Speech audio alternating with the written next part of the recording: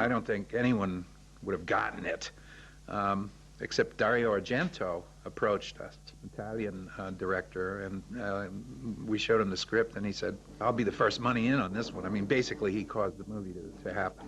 Come on! Run, run, run, run! Come on!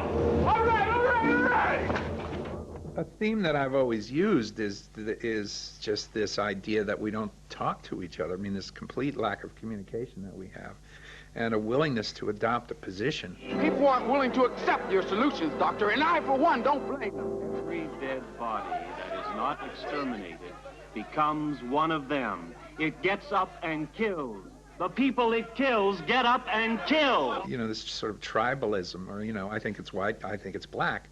And there's no attempt to try to figure out, you know, any sort of middle ground or build a bridge. I mean, that's true in everything from religious wars to the O.J. Simpson case. I'm not so sure what to believe, Doctor. All we get is what you people tell us. And it's hard enough to believe It's fact. It's hard enough to believe without you coming in here and... You're not running a talk show here, Mr. Berman. You can forget pitching an audience the moral bullshit. To me, that is the most appalling thing about what we do to each other.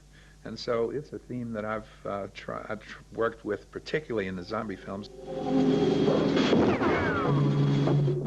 I think if people start shooting at you, then sure, you're all going to shoot back at the same common enemy.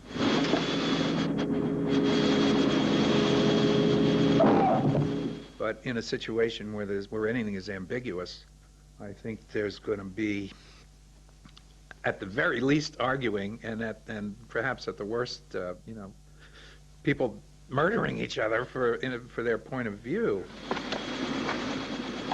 Hey, oh my God, what are you doing? Scary, isn't it? Until the shooting starts, there is no common enemy, and I think that in trying to decide who the enemy is, or if there is an enemy, that's where we just need to talk and figure out what our strategy is going to be. Let him know we're here. Woo-hoo! Woo-hoo! Come on, let's go over here. You did all right this time, Fly Boy. How about it? Really, I was trying to do it like a comic book kind of visual. The blood is, you know, very red, bright red, flowering out behind somebody's head. What we were going for was just this garish kind of EC comic book kind of a look. None of that stuff was particularly threatening. The repetition of the violence, I mean, zombies get shot every few minutes in the action parts of the film, and you sort of get immune or inured to it. Again, that was part of what we were seeing in the 80s. I mean, about us just getting so desensitized by the things that we were seeing on television. And, you know, show the military and the hunters and all that, just you know, enjoying it. And as that being an outgrowth of, gee, you know, we got ourselves a new shooting gallery here.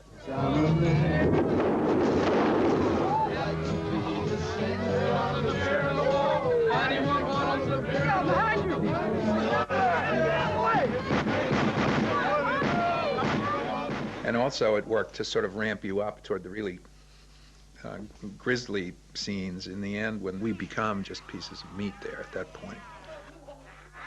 And then the people upstairs in those quarters, it's sort of what we do. We live somewhere over here while all this, you know, violence and you know, the world's exploding.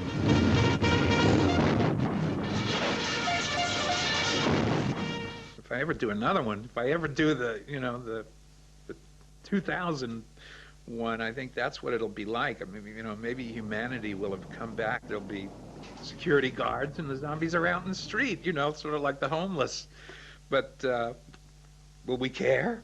As long as we get, you know, as long as there's a valet to bring the car and we can get out of there and not really have to deal with it.